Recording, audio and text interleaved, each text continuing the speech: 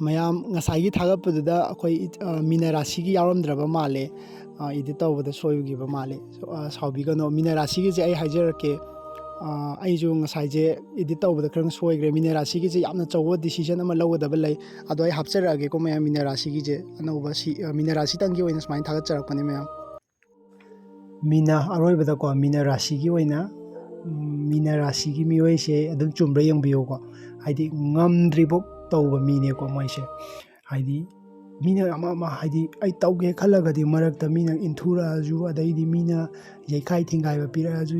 soigera chumgera aina ngamdribok tawni haba midune ko sigi Meena Rashi gi mioi geje haidi maithiba pakpi ba sungamde taw khalade dum tawba ngamme ko aduga hadak thagi oina nangna tawroidaba thaba haragadi decision ama lawba matamda emotional oraga suwa lawbi ganu ko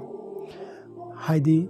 kaigumba mijina nangwanda emotional blackmail ti khangni ama tawriyang khalone minungsi phawle khalone nangna emotional oirine na aduda nang accept tawbigano ko emotional oraga decision hadak thasina lawbi ganu tawge khaliba thabak to adu tang tawgadabu nangna yes haidringe mamangda nangna sada hana phatha jaw aije emotional oira nangi asengba saktamdo adu lerakanda asengba wakhallondo